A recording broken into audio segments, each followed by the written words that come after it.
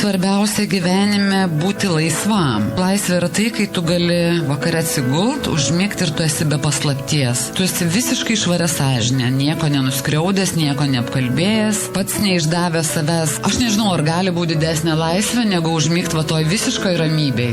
Čia Utenos radijas. Utenos radijas. Ką slepia mūsų svečiai, kokios mintys juos įkvepia. Studijos svečias. Laida, kuri padės tau geriau suprasti žmonės, kurie kuria mūsų šiandieną ir rytojų. Sveiki, Utenos radijo klausytojai, jūsų dėmesį laida studijos svečias, profesionalumas, kuris gydo ne tik kūną, bet ir sielą. Šiandien pažinti su gydytoju anesteziologu Jurijumi Blakunovu, laidoje studijos svečias, pacientai gydytoją apibūdina kaip tikrą profesionalą ar žmogų, suteikianti pasitikėjimo jau per pirmąjį susitikimą.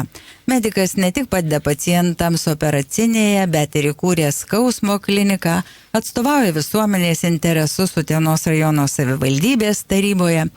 Pokalbyje išgirsti apie tai, kas paskatino jį rinkti šią sudėtingą medicinos sritį, kaip atsirado skausmo klinika, kokie iššūkiai slypi kasdienėje praktikoje ir kaip randa laiko visuomeniniai veiklai savo bei savo pomėgiams realizuoti. Sveiki, Jurijau. Labadiena visiems. Labai malonu, kad pakvietėte į laidą. Dėkojame, kad intensyvioje darbotvarkėje atradote laiko ir pokalbiui. Kas paskatino jūs, sakykite, pasirinkti mediko profesiją, kuri reikalauja daug pastangų, laiko, kantrybės ir, aišku, žinių? Na tai, žinot, kaip yra vaikystėje, paauglystėje, dauguma mūsų paauglių, jeigu paklaustum, tai dauguma pasakytų, kad neapsisprendžia, nežino, kuo bus. Na tai tarybiniais laikais, sovietmečiu mes visi svajojom būti kosmonautais, astronautais ir įvairių ten sričių specialistais. Na, o mane tai paskatino autoavarija, tai tiesiog aš pakliuvau, būdamas paauglys, pakliuvau į auto įvykį, po to, reiškia, mane daktarai surinko iš gabaliukų, sudėjo mane, sulipdė iš naujo ir stebuklingai aš pasveikau, pradėjau lakstyti, bėgiot, na, ten buvo toks, prisimenu visą gyvenimą ir prisiminsiu savo gydytoją, skyriaus vedėjas, toks buvo vaikų ortopedas, traumatologas Jonas Vencius, kuris mane iš gabaliukų surinko ir kuris mane išleido į gyvenimo kelią. Na ir po to, kai jis man pasakė, kad tu tiek daug patyrei ir operacijų ir narkozių, tai tu tikriausiai būsi labai geras daktaras. Tai jis mane ir užkabino. Kai užkabino mane, aš pagalvojau, kad medicina yra puikus labai dalykas, kad įdomis sritis be galo, na ir tais laikais, tarybiniais laikais, maždaug 1985-86 metais, dar iki persitvarkymo sąjūdžio, iki Gorbačiovo atėjimo į generalinio sekretoriaus postą Maskvoje, tuo metu Kauno medicinos institute buvo tokia jaunojo mediko mokykla. Na, ten suvažiuodavo moksleiviai iš visos Lietuvos į tą jaunojo mediko mokyklą, vykdavo paskaitos, egzaminai vykdavo ir tiesiog davė suprasti, ar tu tikrai nori šitos specialybės ar ne. Ir baigė, mes visi gavom pažymėjimus baigimo, ten pridėdavo šiek tiek balų prie to stojant į mediciną. Na ir skaitė paskaitas tuometinis, reiškia, medicinos aukšto kurso studentas, Audrius Butkevičius, tai buvęs krašto apsaugos ministras, jis skaitė jaunojo mediko mokykloje paskaitas mums. Tai ir jis pateikė šūsnį, reiškia, įdomių knygų, kurios būdamas mokinys aš perskaičiau, na ir dar labiau susižavėjau ir tikrai nusprendžiau stoti į mediciną. Tai va toks mano kelias buvo. Ir praktiškai į anesteziologą, taip. Na, anesteziologija iškentėjote tiek, kol ar visi, ne? Žinot, kaip aš pasakysiu, medicina yra su jumoru šiek tiek, visi vyrai, vaikinai svajoja apie chirurgo duoną. Taip. Tai vat, ir jeigu, tarkim, vyriškis tampa terapeutu, tai šiek tiek chirurgams pavydi, na ir šiek tiek špilkuoja tuos chirurgus. Taip. Vieni kitus mėgsta pašpilkuoti, anekdotus kūrė vieni apie kitus medikai. Tai va, tai aš turėjau pasirinkimą stodamas į dvi sritis, tai anesteziologija, reanimatologija ir šeimos medicina. Tai va, tai buvo abi sritis gan įdomios. Rezidentūrą baigiau neblogai, 8,9 mano buvo balas baigimo, tai jau chirurgija buvo nuo virš 9. Kas turėjo, tai ten galėjo patekti, nes tais laikais nebuvo taip įmanoma baigus mediciną patekti į rezidentūrą, tik tai 60% nuo baigusių skaičiaus patekdavo į rezidentūrą, 40% išeidavo į kitur dirbti, reiškia šunim šieko pjauti, kaip liaudiškai išsireiškus, kas į farmacinės kompanijas išėjo, kas išėjo į kitas rytis, kas iš viso su medicina nutraukė ryšį. Tai va, aš buvau iš tų laimingųjų, 60%, kuris pateko į rezidentūrą, galėjau rinktis į dvi specialybės. Tai mums reiškia, kaip pasakyti, labai protegavo šeimos mediciną. Tuometinis profesorius ir dabar dirbantis, profesorius Kalibatas buvo mano dėstytojas, tai jis, reiškia, tikėjo tą šviesę ateitim Lietuvos medicinos ir žadėjo, kad būsit visi šeimos gydytojai ir 80% problemų esančių su sveikata jūs galėsit išspręsti, turėsit spręsti 80% problemų. Reiškia, tam ir buvo kuriama šeimos medicinos institucija Lietuvoje, kad priartinti žmonės, paprastus žmonės prie sveikatos apsaugos. O ką mes matom? Mes matom, kad gavosi visiškai priešingas rezultatas. Medicina nepriartėjo prie žmonių, o nutolo. Tam yra tam tikros priežastys. Jeigu bus galima, mes laidoj panagrinėsim. Taip, galėsim tikrai. Tai gal dar šiek tiek, Jurijau, pašnekėkime, kiek laiko teko atiduoti, kad taptumėte jau profesionalu. Tai tikriausiai, kaip suprantu, minčių mesti ar pasukti kitų kelių, tai tikrai nebuvo. Ar buvo? Žinot, pavyzdžiui, niekas profesionalu negimsta, o man tiesiog gyvenimas mane pastatė tokias vėžes, kad tu pastovi gyvenime turi tobulėti, tu turi būti pas geriausias, nes kitaip, tu nerasi vietos po šią saulę, reiškia, nes, konkurencija tarp pačių medikų yra labai didžiulė, neretai ir, reiškia, ir būna negeri dalykai darosi medicinos visuomenė, taip jūs žinot, kad tos visuomenės, tiek medicinos visuomenė, tiek kunigų visuomenė, dvasiškių visuomenė yra uždara. Uždara ir tai, kas vyksta viduje, tai lieka tarp tos visuomenės narių. Reiškia, į viešumą, kaip taisyklė, tie dalykai, blogi dalykai, kurie vyksta medicinos visuomenė, neišlenda. Išlenda tik tada, kai kažkas įvyksta, kažkoks gaisras įvyksta. Ar ne, tarkim, išgirstam, kad nusižudė kažkoks medikas, arba ten blogai baigėsi, tuomet tos problemos, kurios brendo per visą šitą nepriklausomybės laikotarpį, jos išlenda į paviršių, reiškia. Tai mes tą puikiai matom, tai tiesiog konkurencija privertė mane tobulėti, ištisai tobulėti, keistis.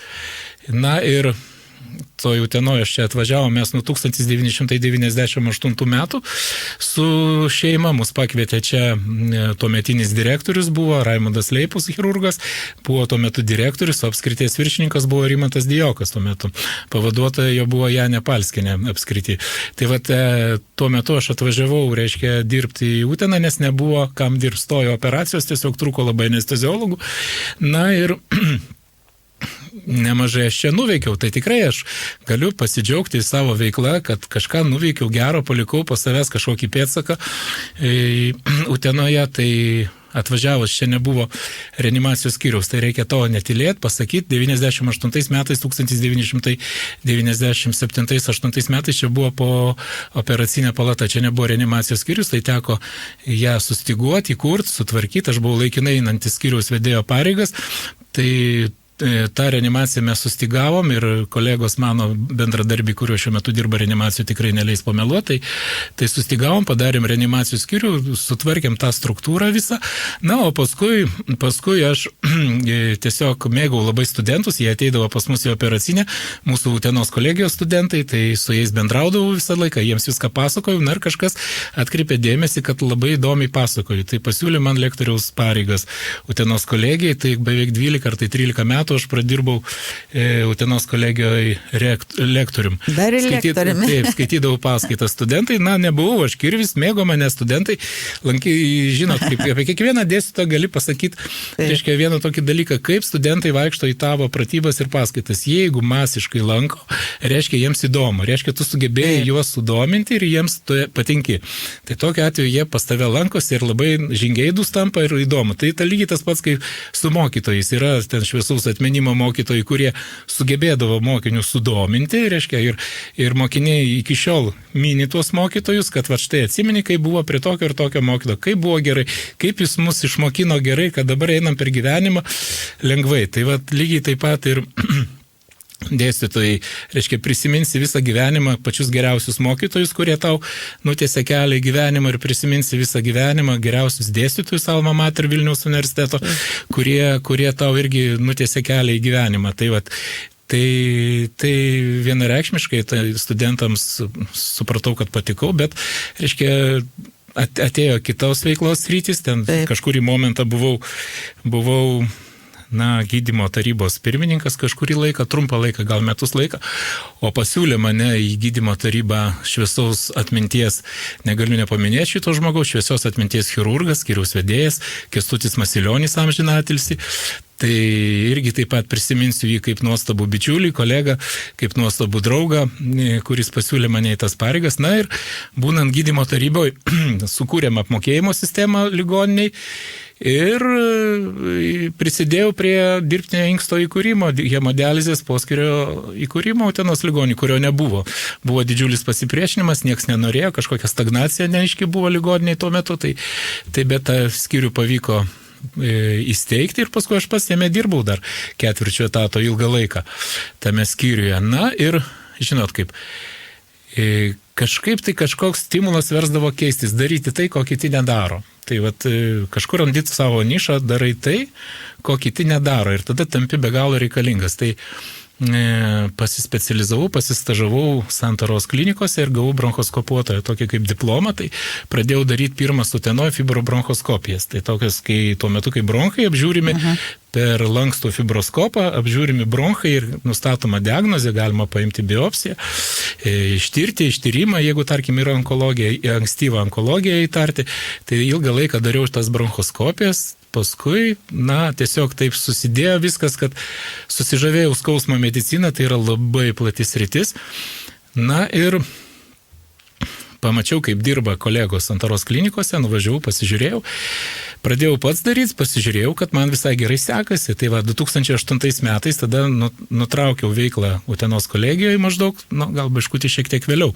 Dabar tiksliai neatsimenu, 2008 metais įkūrėm skausmo kliniką, pradėjom atlikinėti intervencijas. Tai va, nuo 2008 metų jau 2017 metais mes jau per metus padarydavom beveik 800 intervencijų per metus. Tai reiškia, pradėjo plaukti žmonės iš visų regionų, iš rajonų, iš aplinkinių rajonų, jų ten pradėjo plaukti, reiškia, važiuoti, gydytis pas mus, tai ir iš Ignalinos, ir iš Visagino, ir iš Zarasų, iš Kupiškio, iš Anykščių žmonės pradėjo važiuoti. Tai aišku, tikslas buvo mano padaryti Utenos skausmo kliniką kaip dienos centrą, kaip regioninį traukos centrą, dienos skausmo gydymo centrą, bet susiklostė tokios politinės aplinkybės, akcentuoju žodį politinės, kadangi, neįtikau tuometiniam merui Utenos, tai teko atsisveikinti su Utena ir persikėliau dirbti į Panevėžį. Tai vat, Panevėžį tas visas svajonės savo, kurias turėjau puoselį Utenoje, aš įvykdžiau. Mes įkūrėm ten skausmo gydymo centrą ir dabar uteniškiai važiuoja į Panevėžį. Į Panevėžį, tai vadinasi, čia jau dabar Panevėžyje jūsų ta skausmo klinika? Tai palikau po savęs, palikau po savęs hemodializės poskirį, palikau po savęs reanimaciją įkurtą, palikau po savęs skausmo kabinetą, liko tik tai skausmo kabinetas, tai dabar labai džiaugiuosi, kad pagaliau prasidėjo statybos Utenos ligoniniai, kad vakar jau atvažiavo buldozeriai, pradėjo kasti, bus statomas, priėmimo skubios pagalbos skyrius išplėstas ir reanimacijos skyrius praplėstas bus. Na ir dabar nežinau, koks bus likimas to skausmo kabineto, kas su juo bus, nes ten vienas gydytojas dar iš Vilniaus važinėja, dirba, bet atvažiuoja gal 1 arba 2 kartus per savaitę tik tai va, tai taip ir gavosi, bet Panevėžy mes turim visą pilną dienos stacionarą su lovomis, su aparatūra, su gydymo įranga, su rentgeno aparatūra, su echoskopijom, su personalu, reiškia, su po procedūriniam lovom, tai, na, yra rimta klinika, dienos stacionaras ir intervencijos atliekamas. Ir dabar šiuo metu Panevėžy, kai dirbau, subūrėm jau kolektyvą, dabar mes esam 4 gydytojai jau šiuo metu. Šiuo metu esam 4 gydytojai, pavyko man suburti, atėjo dar jauna viena specialistė. O pacientai atlėkia paskui jūs? Lekia, uteniškių labai daug. Uteniškių labai daug, jie kažkaip tai prisiriša prie savo gydytojų. Žinot, aš pasakysiu tokį dalyką, reiškia, turi būti paciento ir gydytojo savitarpio supratimas ir pasitikėjimas. Jeigu nėra pasitikėjimo, tai geriau tada tą pacientą nusiųsti kitam kolegai. Jeigu pacientas, tarkim, pasitaiko pavienių atvejų, kai pacientas, reiškia, tavim nepasitikė, tai tu matai, kad jis tiesiog tą jauti. Tai tada tokiu atveju, jeigu pacientas tavim nepasitikė, tai perduok jį savam kolegai, toliau gydyti. Tada jau nes turi būti pasitikėjimas, žinot, kaip yra, turi būti savitarpio ryšys, turi būti savitarpio bendradarbiavimas su pacientu, bendradarbiavimas, pokalbis, bendradarbiavimas ir turi būti, reiškia, geras žodis irgi taip pat gydo. Žodis gydo yra toks pasakymas. Tai va, žodis gydo. Tai jeigu gerą žodį pasakai ir moki jį įtikinti ir pasakai gerą žodį paguodžiantį, tai... Pusė gydymo. Jau pusė gydymo. O koks yra įsimintiniausias atvejis jūsų profesinėje praktikoje, kur tiesiog gal širdis dainuoja, kad vat... Tai tokiu atveju yra keletas. Na, žinot, aš jums pasakysiu taip, kad kiekvieno gydytojo darbe praktiko, tas, kuris dirba, ne tas, kuris ten sėdi, žurnalus skaito ir tik tai filosofuoja, bet tas, kuris gydo, čiupinėja tuos pacientus, tai kiekvieno gydytojo darbe yra ir nuopoliai, ir geri dalykai. Tai duok Dieve, kad kiekvieno gydytojo darbe, kuris dirba, klinicistas yra, kad būtų kuo mažiau nuopolių, kad būtų kuo mažiau komplikacijų ir kad kuo daugiau būtų gerų dalykų. Tai man tai pačiam asmeniškai yra maloniausia, kai žinot, kai tu padarai intervenciją kažkokią, žmogus ateina su ramentais pas tave, pasiramšiuodamas ramentais. Taip. Tu padarai tokią intervenciją kokią nors, tarkim, jis negali pasiremti dėl atramos judėjimo aparato kažkokių tai ligų, padarai intervenciją ir paskui žmogus išeina ir pamiršta tas lazdas savo. Tai čia yra pats didžiausias malonumas. Nes, žinot, kaip yra dar toks pasakymas, medicinoje lotyniškas pasakymas, sedare dolorum opus divinum est, tai yra išvertus lietuviškai, tai skausmo gydymas yra dieviškas darbas. Tai Kristus irgi vaikščiojo vandeniu, ar ne, ir gydė paliegusius ligonius. Tai jeigu mane priims į rojų po mirties, tai būsiu, kaip sakoma, būsiu susirinkęs pakankamai karmos taškų žmonėms padėjęs. Na, o tų neigiamų niuansų, na, tai kiekvienas gydytojas turi savo darbę neigiamų niuansų, net profesoriai turi savo darbę neigiamų niuansų. Jūsgi puikiai žinot, kad keletas profesorių, netgi profesorių dėl komplikacijų tam tikrų išsivyščiusių, kurios baigėsi žmogaus mirtimi, buvo netgi nuteisti. Na, tai aš turėjau keletą atvejų, kai ne dėl mūsų kaltės ten, tarkim, miršta žmogus, bet paskui giminės, tarkim, bando aiškintis, ten, tarkim, tave tampo po prokuratūros, tai bet tu apsigini ir tu, ta prasme, įrodai per teisėsaugą, su teisėsauga įrodai, kad tu atlikai viską tinkamai, tiesiog aplinkybės taip susiklostė, kad trauma buvo nesuderinama su gyvybė, tarkim, šiuo atveju. Arba kažkokia liga buvo nesuderinama su gyvybė. Na, o tarkim, buvo toks atvejis, dabar, kas labai maloniai nudžiugino, čia vienas žmogus buvo patekęs į gamybinę traumą, buvo praktiškai ant mirties slenksčio, nukraujavęs labai stipriai, buvo pakištas po transporterio juostą, tačiau Utenoj.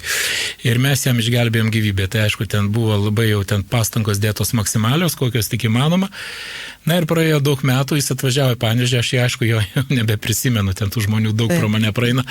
Sako, jūs atsimenat tokį atvejį, sako, aš čia tas pats esu žmogus, bet sako, man dabar nugarą čia skauda po traumos, čia dabar atvažiavau pas jūs stuburo pasigydyti truputį. Tai tas man labai maloniai nudžiugino, kad tas žmogus išgyveno ir toliau gyvena, tai taip. Taip. Ja. Na, kokiu grafiku dabar dirbate?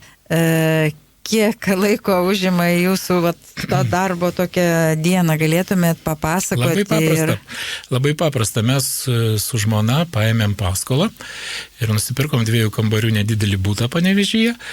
Tai tam bute aš gyvenu, tai nuvažiuoju, tarkim, pirmadienį anksti ryte nuvažiuoju į Panevėžį, dirbu visą dieną, grįžtu namo, pavakarieniauju, pernakvoju, paskaitau, jeigu dar yra jėgų, paskaitau kažkokias knygas, bet jeigu nėra, tai guliu ir žiūriu į lubas. Tai va, tai... Ką nors matot parašyta tose lubose? Nelabai. Tai tada pernakvoju, kitą dieną antradienį vėl dirbu Panevėžyje iki vakaro. Na ir jeigu viskas gerai, jeigu nereikia važiuoti į Utena Water Music, vasarą būdavo skubu, kad sudalyvaut renginį. Visur matyti buvo. Jo, labai man patiko tie koncertai, tikiuosi, kad jie vandens muzikos koncertai ant Dauniškio ežero kranto Utenoje toliau gyvuos. Nebus pamirštas dalykas, nes praktiškai mes ir su kitų tarybos nariais dalyvaudavom ir su tarybos nariu Vaidu Mikščiu mes dalyvaudavom pastoviai tose renginiuose, tai ir padainuodavom kartais kartu. Buvo pasikvietę į sceną netyčia, visai taip gavosi. Jokio susitarimo nebuvo, tikrai netyčia. Tiesiog užtraukiam dainą ir pakvietė mūsų sceną. Tai va, Toliau, ką pasakyti, tai trečiadienį dirbu Utenoje, Hiperikoje, priminėjau pacientus. Priminėjau pacientus, kiek įmanoma, kad reiškia labai tas nesudėtingas intervencijas padaryti, ar suleisti vaistus kažkur, tai sąnarį suleisti vaistus, tarkim, ar ištraukti kažkokį skystį iš sąnario, ar ten vėl kažką tokio nupunktuoti, kažką echoskopo kontroliai, tai echoskopuoju, tai konsultuoju pacientus, tai dirbu trečiadienį Utenoje, uteniškiai puikiai žino, o tada ketvirtadienį vėl važiuoju į Panevėžį anksti ryte, na ir ketvirtadienį atidirbu Panevėžį ir pernakvoju vėl bute. Penktadienį vėl dirbu Panevėžį, vakare grįžtu Utenon, o šeštadienį vėl dirbu Hiperikoje. Tai trečiadienį popietę aš jau kaip ir atidirbau Hiperikoje, dabar esu pas jūs čia radijoje ir mes kalbame. Tai gal dar pasakykit. Niuansas toks, kad neviršiu aš ten darbo laiko savo darbo kodeksų nustatyto, nes aš nebeturiu naktinių budėjimų. Tai 20 metų praktiškai atbudėjau naktimis. Visko esu matęs ir šalto ir šilto, perėjau tą ugnį, vandenį ir varinės triubas, kaip sakoma, per tos naktinius budėjimus. Prisižiūrėjęs visokių baisių dalykų, ko nenorėčiau pasakoti, tai nebenoriu daugiau budėti naktim, tai nebeturiu naktinių budėjimų. Tai ir gaunasi, kad mano ten tas krūvis, etatas maždaug ir ketvirtis kažkur tai yra, taip jeigu sudėt viską. Taip. Tai va. Na, dar vėl apie tą patį ritmą. Kaip, sakykit, pavyksta suderinti intensyvų vis tiek gydytojo darbą? Pirmyn atgal Panevėžys skausmo klinikos veiklą, ar ne? Tarybos nario pareigas ir asmeninį gyvenimą.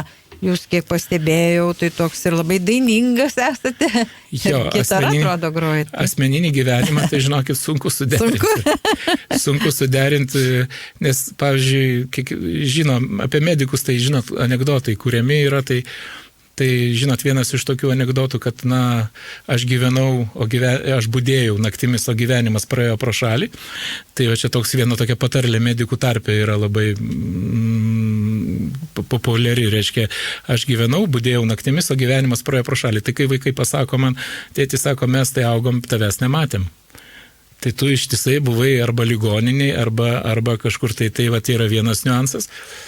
Kitas, tai aš dabar kažkaip tai jaučiu tam vaikams kažkokią atiduoklę reikia, tai stengiuosi juos palepinti kiek įmanoma, dabar jie jau studentai mano vaikai.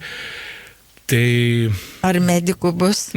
Ne, tikrai, ką pasakė man, kad į šitą sritį daugiau mes kojos nekelsim.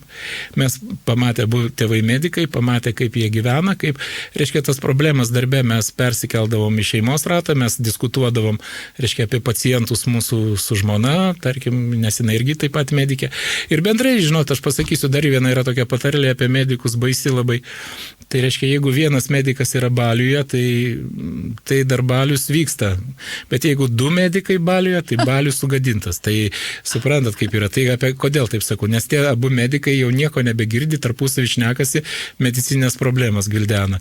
Tai apie ligas kalbasi, kaip sakom, ir balius būna sugadintas. Tai, žinot, aš, pavyzdžiui, Panevėžy, tai man kuo patinka Panevėžys, pavyzdžiui, miestas patinka. Aišku, gimtasis miestas mano dabar yra Utena, nes aš čia gyvenu, bet Panevėžy dirbu, tai man patinka tuo, kad, Panevėžy verda kultūrinis gyvenimas, tai pastoviai kažkas vyksta. Jei ne teatras vyksta, tai muzikinis teatras.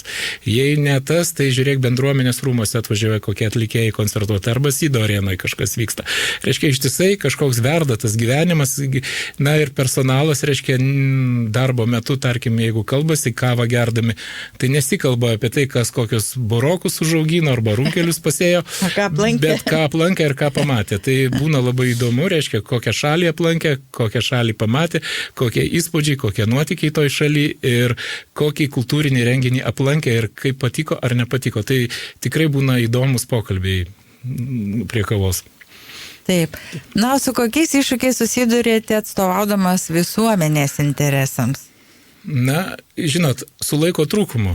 Pasakysiu taip, su laiko trūkumu, nes, medicinoje dirbdamas ir užimdamas tam tikras pareigas, tai šiuo metu vis dar esu, nežinau kaip ateityje, šiuo metu esu skyriaus vedėjas skausmo klinikos, galbūt ateityje perduosiu tą vairą, perims vairą iš manęs jaunimas, nes aš jau kaip ir jau 60 ir jau skaičiuoju, kiek man liko iki pensijos. Nors nežinau, ar visi medikai, dar vienas anekdotas šneka, kad kai jau sulauksiu pensijos, visi išeis į pensiją, bet mes Utenoje turim tiek daug pensininkų, kurie prie manęs kalbėdavo, aš jeigu sulauksiu pensijos, aš su tą pačią dieną išeisiu. Tai aš pažįstu gal tik vieną gydytoją, kuris sulaukęs pensijos iš karto išėjęs. Tai Pranas Karka buvo toks traumatologas, labai žinomas. Tai jis sulaukęs pensijos ilgai nebedirbo, jis ten trumpą laiką dirbo ir paskui išėjo. Tai va, ir dar keletą žmonių pažįstu, kurie sulaukė pensijos išėjo. O visi kiti dirba. Tai nežinau, koks bus mano likimas, bet aš tengiuosi nesėdėti vietoje, nes skausmo intervencinė gydymo medicina yra labai platu. Tai yra labai platus spektras. Reiškia, aš galvojau, kad čia, tiesiog įlysiu į tą sritį, bet paaiškėjo, kad norint tobulintis, tai reikia ištisai skaityti ir lietuvių kalba literatūros nėra. Viskas anglų kalba praktiškai arba vokiečių kalba. Tai ištisai turi tobulintis. Ir mes čia tokią turim dar netgi įkūrę skausmo klinikų asociacija Lietuvos, tokia, kuri vienyje visas skausmo klinikas Lietuvoje, reiškia, kiek jų yra ir Panevėžy, ir Šiauliuose, ir Kaune, ir Vilniui. Tai mes visi gydytojai skausmo susibėgam ir organizuojam konferencijas. Tai dar šitam reikalui konferencijų organizavimui dar man laiko užtenka iki šiol. Tai nežinau, kaip bus toliau. Bet tarybos nario pareigas vykdau. Tik žinot, pavyzdžiui, tai norėtųsi daugiau kalbėti su žmonėm, bet aš jums pasakysiu tokią paslaptį, išduosiu nedidelę. Tai atėję žmonės pas mane į hiperiką, tai atsineša ir skundus. Ne tik tai savo ligas atsineša, bet atsineša ir tai, kas blogai mieste. Tai tarkim, atėjo jie į hiperiką ir pasako, štai žiūrėk, daktarėlį, matai, ten soliukų nėra. Aukštakalnį. Pasižiūrėkit, pasidomėkit, mano stuburas labai prastas, ar sąnariai mano sudilę ir kai einu iš Aukštakalnio iki poliklinikos, aš neturiu kur prisėsti ir pailsėti. Tai tie žmonės ateina, tai tokiu būdu bendraujam, tada aš užkuriu pečių ir pradedu aiškinti Kokio malko uždėti? Jo, aiškinti mūsų kolegoms, reiškia, ir direktoriui, ir merui, sakau, čia reikia soliukų, žmonės skundžiasi, to nėra, tai tokiu būdu tuo pačiu ir bendraujam su žmonėm, nes kitaip tai tam jau tokiam susitikimams laiko nebelieka, tiesiog fiziškai nebelieka laiko. Taip. Jūs dar atsakėte į vieną mano klausimą, bet gal norite ką nors papildyti, kaip medicinė patirtis padeda tarybos nario veikloje, ypač sprendžiant sveikatos apsaugos klausimus, tai galbūt kokių sprendimų priimate? Tai sprendimų, tai gal tiesiog pasiūlau kažką, tai labai visą laiką aktualu, man yra aktualu visuomenės sveikatos centro ataskaitos, tai apie koks yra sergamumas, mirtingumas Utenos rajone ir koks kokios lygos vyrauja Utenos rajone. Tai viskas priklauso nuo mūsų, žinot, kaip pasakysiu labai paprastai, viskas priklauso nuo mūsų specialistų. Kuo daugiau Utena turės specialistų, tuo bus geresnė profilaktika. Tai ir vėžio prevencija, ir susirgymų prevencija, kitų susirgymų prevencija ir lygų profilaktika. Tai tokiu atveju mes ir turėsim geresnius rezultatus. Tai dabar viskas remiasi specialistus. Tai kai ėjome į rinkimus, mes kalbėjom apie tai, kad mums reikalinga rezidentūros bazė čia. Tai ar būtų terapinės rezidentūros, ar tai būtų chirurginės rezidentūros, kad jauni žmonės čia atvažiuotų čia dirbti, rezidentais būdami, atlikinėtų kaip bazėje rezidentūrą ir mes čia juos galėtumėm kalbinti, suteikti į savivaldybę, dabar turi pritraukimo savo programą jauniems specialistam, gydytojam, kad juos kalbinti. Na ir panašu, kad ta programa po truputį veikia. Va, ir gal ne taip, kaip norėtųsi, kad jinai veiktų, kad tą pačią dieną, per vieną dieną ten suvažiuotų visų sričių specialistai. Nes mes matom, kad visoje Lietuvoje trūksta specialistų. Įvairių, tame pačiame Panevėžyje aš buvau netgi nustebinęs, kad netgi pulmonologų nebelieka Panevėžyje, endokrinologų trūksta, okulistų trūksta, reiškia echoskopuotojų tokių paprastų, nes aš praktiškai konsultacijų poliklinikoje Panevėžyje likau vienintelis echoskopuotojas, tai vat, kuris žiūri sąnarius, kuris tyria sąnarius. Sakykit, kodėl trūksta, kur jie dingo visi specialistai? Nu, vat mes čia atsirėmėm į tą reformos problemą, Lietuvos reformos problemą.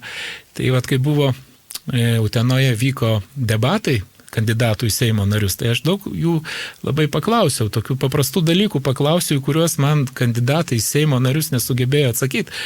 Tai viena iš problemų buvo dėl finansavimo sveikatos apsaugos, kad, reiškia, nepakankamai yra finansuojama sveikatos apsauga. Tai dabar tuometinis, reiškia, kandidatas į Seimo narius Gintautas Paluckas, dabartinis premjeras, tą girdėjo irgi, tai negavau aš atsakymo į tiesiog Lietuvoje medicina, sveikatos apsauga yra podukros vietoje. Ir kai žmonės ateina, man skundžiasi, sako, tu žinai, sako, trūksta eilės didžiulės, prisiregistruoti neišeina, reikia laukti. Tai sakau, visos pretenzijas nusiųskite į sveikatos apsaugos ministeriją. Ten jie styguoja, vadybina visą reikalą ir žiūrėkit. Dabar įsivaizduokit tokią situaciją. 30 metų trunka sveikatos reforma. 30 metų mes minčius trypčiam vietoj, negalim pajudėti. Tai kai nesusimastai apie tai, tai atrodo viskas ir atrodo, nu, kaip ir taip ir turi būti, ištisai. Kaip ir mokytojai prestižinė profesija.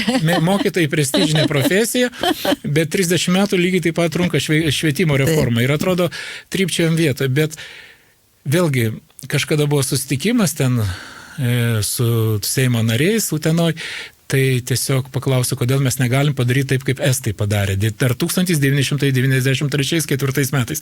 Jie tiesiog nukirto tą gyvatę į uodegą, galvą nukirto ir uždarė tas visas įstaigos, kurios yra nerentabilios. Jie padarė labai greitai tą reformą ir reformą jie užbaigė greitai ir dabar visai neblogai gyvena. Reiškia, mes trypčiom vietoj. Nežinom, neapsisprendžiam, ką daryti su sveikatos ligoninėms, su sveikatos įstaigom. Aš kalbu ne apie Utenos ligoninę, aš kalbu apie mažasias ligoninės, tokias kaip Molėtų, kaip Kupiškio, kaip Zarasų. Reiškia, jų statusas iki šiol nėra aiškus. Tai gal apsispręskim, reiškia, pagaliau padarykim taip, kaip turi būti. Na, o kai paklausiu, kodėl iki šiol nevykdomas Konstitucinio teismo sprendimas irgi kandidatų, tai vienintelis kandidatas, kuris man patiko, Sigitas Micelica, pasakė, kad, na, žinot, Konstitucinio teismo sprendimai turi būti vykdomi, nes kalba eina apie draudimą, seniorų, pensininkų sveikatos draudimą. Nes jūs žinot, kad pinigėliai šiaip iš niekur neatsiranda, juos į pirminį sveikatos draudimo fondą suneša žmonės, dirbantieji suneša. Ir iš to pirminio sveikatos draudimo fondo tie pinigėliai yra perskirstomi, patenka į biudžetinės įstaigas. Tai va, tai jeigu dirbantieji sumoka maždaug kažkur apytikrai, taip bijau pameluoti, iki 900 eurų per metus draudimo mokesčio sveikatos, bet jie praktiškai neserga, o serga mūsų seniorai. Tai valstybė draudžia seniorus, nes kažkas turi priminti sveikatos draudimo fondą sumokėti tos pinigėlius, tai sumoka valstybė. Tai valstybė draudžia tik 50% to, ką sumoka sumoka, reiškia, dirbantieji. Tai vat Konstitucinis teismas pasisakė labai konkrečiai ir aiškiai, kad šitaip elgdamasi valstybė diskriminuoja savo senjorus, nes senjorai nežino. Tai vat pasakysiu, kad už draudimą valstybė nesumoka tiek, kiek turėtų sumokėti. Akivaizdu, kad pinigų ir trūksta. Dėl to mūsų finansavimas Lietuvoje yra pats mažiausias, praktiškai vienas iš mažiausių ES, siekia gal tik iki 4% nuo bendro vidaus produkto, kai kitose valstybėse senbuvėse ES finansavimas siekia ir 8 ir 9% nuo bendro vidaus produkto. Tai va dabar, kai krašto apsaugai padidinsim finansavimą, aš nieko prieš tai neturiu, bet jau susilygins biudžetai praktiškai bus panašus, jeigu 4% nuo BVP krašto apsaugai, tai panašus yra sveikatos draudimas. Tai tiek pat gauna sveikatos apsauga nuo bendro vidaus produkto. Tai labai įdomu su jumis kalbėtis, bet taip laikas greitai prabėgo, kad atrodo kaip 1 minutė. Dar norėtųsi pakalbėti trumpai apie jūsų pomėgius. Sakykit, ar turite pomėgių, kurie padeda atsipalaiduoti ir atgauti jėgas, tokį įkvėpimo šaltinį, kuris motyvuoja kasdienį veiklą? Aš pasakysiu taip pat, pavyzdžiui, kiek išvažiuoji pakeliauti, kažkur tai kelionės labai malonus yra pomėgis. Bet tos kelionės, tarkim, tampa nebent į egzotinę šalis, tai visos labai panašios, jos kažkuo tai visos panašios. Bet nerealiai išvedinas galva ir dingsta visokios mintys, tai žygis baidarėmis. Tai tiesiog užtenka 1 dienos kelionės, baidarėmis praplaukti, va dabar plaukiam, reiškia, nacionalinio parko su studentais plaukiam, tai aš buvau kaip ir jau grupės vadas, jau vyriausias buvau, tai 1 dienos žygis su Buka, upė tokia yra Buka, Ignalinos nacionaliniam parke, susisiekianti su ežerynu, visur Ginučiuose baigiam tą žygį, tai, žinokit, aš poilsėjau pusę metų į priekį, užteko 1 dienos. Gamta vėjas, sako, praputė galva. Pašėrėm anteles, pabuvom gamtoj, pajuokavom, reiškia, apie mediciną nieko nekalbėjom, apie ligas nieko nekalbėjom ir tiesiog, stengiamės tik atitrūkti nuo visko ir kad nekalbėti apie mediciną. Tai žinot, aš pasakysiu, tai jeigu bus toks požiūris toliau sveikatos apsaugos sistemoje, tai mes nenumaldomai artėjam prie sveikatos tinklo privatizavimo. Tai tokia kaip tyli šliaužianti privatizacija sveikatos apsaugos sistemos tinklo vyksta. Vienaip ar kitaip mes prieisim prie to, nes valdiškose įstaigose yra prastos darbo sąlygos ir labai daug gydytojų, nebūtinai ten, ne visose, aš negaliu sakyti, kad visose, bet daugumoje valdiškų įstaigų yra nelabai geros darbo sąlygos, dėl to gydytojai ieško kur geriau. Tai natūralu, ir ieško kur geresni atlyginimai ir ieško kur geriau. Ir tų važinėjančių gydytojų, to panašiai kaip aš važinėjau, Lietuvoje yra, žinokit, labai daug. Ir toliau bus toksai dėl prastų darbo sąlygų ir toliau gydytojai bėgs. Tai mes galėtumėm apie ekonominius aspektus sveikatos apsaugos sistemos galėtumėm pakalbėti, bet tai galbūt čia būtų kitos laidos tema. Tai manau, kad dar susitiksime ir tikrai pakalbėsime. Na ir paskutinį tokią neklausimą, galbūt prašymą, kokią žinutę norėtumėte perduoti savo pacientams, visuomeniai, nebūtinai apie sveikatos priežiūrą, bet tiesiog apie mūsų Uteną. Tai kadangi Utena mano pats mylimiausias kraštas yra, čia aš jaučiuosi tikras uteniškis, nors mano kilmė yra nuo Rokiškio rajono, vis viena aukštaitis esu.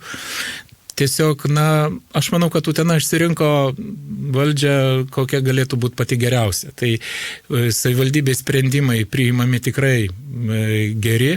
Aš manau, kad nežiūrint kritikos, strėlių laido opozicija, socialdemokratai, mūsų oponentai, tai jie laido strėlės į mūsų daržą, bet aš manau, kad uteniškiai turėtų pajausti po 4 mūsų metų, kad permainos įvyks. Tai jau vien tai, kad jau prasidėjo ligoninės remontas, kad Dauniškio ežero pakrantėje bus įsteigtas restoranas ir veik parkas ir galima bus ne tik pavalgyti, ir pasportuoti bus galima ant Aukštakalnio kalno, galbūt įsivaizduoju, aš nežinau, kaip vadinasi ten tie burbulai, kur rytasi žemyn nuo kalno. Ir aš nepamenu dabar. Aš irgi nepamenu. Tai galės vaikai ten paišdykauti. Reiškia, nes jaunimas pagrindė sako, kad mums sako tokį dalyką, kad trūksta mums Utenoj veiklos. Tai ir kiek man žinoma, aš pats parašiau postą į Facebooką, kad jau šiais metais, šių metų pabaigoje turėtų prasidėti baseino rekonstrukcija Aukštakalnio. Tai su spa erdvėm, su kūrinėmis voniomis, su pirtimis, praplėsta.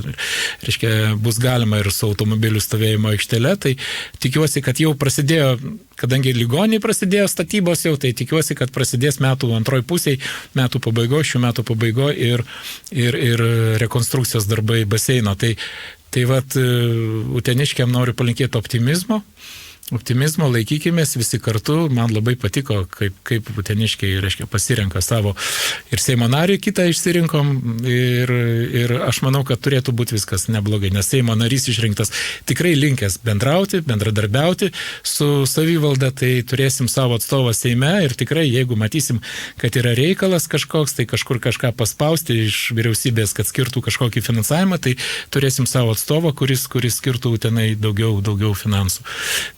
Tai labai tokia džiugia ir optimistiška gaida užbaigėme pokalbį. Dėkojame Jums, sėkmės Jums derinant taip visiems reikalingą darbą, visuomeninės pareigas. Ačiū. Kol galėsiu, tol dirbsiu. Bet jau kai uteniškiai matys, kad jau blogai dirbu, tai galės nebalsuoti.